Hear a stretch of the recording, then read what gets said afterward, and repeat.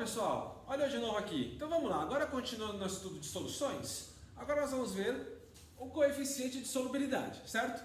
Mas olha só, já se perguntaram, né, quando você está preparando uma bebida, por exemplo, um chá, um suco, um café, você coloca um pouquinho de açúcar, né?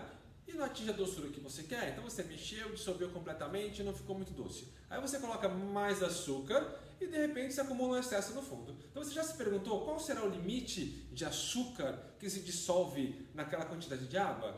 Pois é, então esse limite, ele é chamado de coeficiente de solubilidade. Então o coeficiente de solubilidade é a quantidade máxima, a quantidade limite que se dissolve em 100 gramas de água a uma certa temperatura. Por exemplo, eu coloquei aqui o CS, o coeficiente de solubilidade do NaCl, que é o sal de cozinha. Então, a 25 graus Celsius, você consegue dissolver no máximo 35 gramas de sal em 100 gramas de água.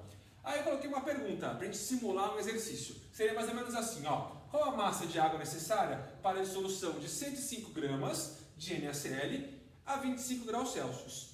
Aí você vai ter um aumento, como a temperatura é fixa, o aumento é proporcional. Variou a temperatura, é outro caso que nós já veremos. Então aqui, mantendo a temperatura constante, então 35 gramas de NaCl necessitam de 100 gramas de água. 105 gramas, como é uma quantidade 3 vezes maior, vai necessitar de 3 vezes mais água, ou seja, 300 gramas de água. Ok?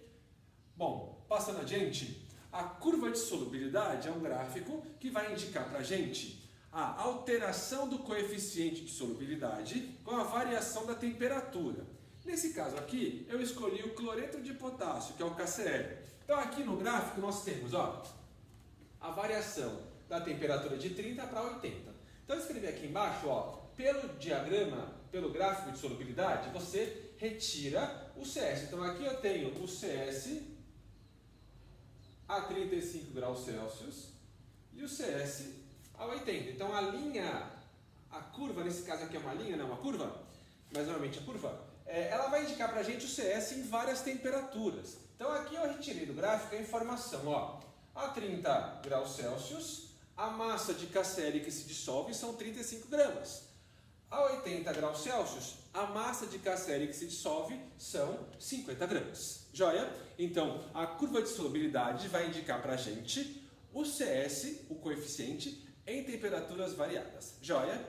Então, nós podemos classificar as soluções de acordo com a quantidade de soluto em relação ao coeficiente de solubilidade. Então, quando a massa de soluto dissolvida ela for menor que o CS, então você acrescenta pouco soluto em relação ao CS, nós chamamos de solução insaturada. Insaturada é não cheia, ou seja, você ainda consegue dissolver mais. Agora, quando a massa de soluto adicionado é exatamente igual ao coeficiente de solubilidade, nós falamos que a solução está saturada, cheia, no limite. Você não consegue dissolver mais. Agora, quando você adiciona uma quantidade de soluto maior que o CS, como eu dei o exemplo do café, do chá, do suco, você vai ter um excesso de soluto. Então nós falamos que a solução ela é saturada, então na solução não dissolve mais nada, não adianta colocar que não dissolve mais. E todo o excesso vai integralmente para o fundo, então nós chamamos de solução saturada com corpo de fundo ou corpo de chão. Alguns autores chamam de corpo de fundo, outros corpo de chão. Então o excesso ele vai integralmente para o fundo. Agora nós temos um outro tipo de solução que é instável, não é tão comum de você verificar no seu dia a dia. Eu vou colocar um vídeo como curiosidade de uma solução supersaturada, tá? Bom, é o seguinte, você pega a solução saturada com corpo de fundo e aquece. Então o excesso que vai estar no fundo vai se dissolver. E esse excesso, após se dissolver, você cessa o aquecimento e vai resfriar lentamente, sem nenhuma agitação. Ok? Então, o corpo de fundo que se dissolveu, ele vai permanecer dissolvido, mesmo retornando para a temperatura inicial. Então, é uma solução instável, não é o normal dela.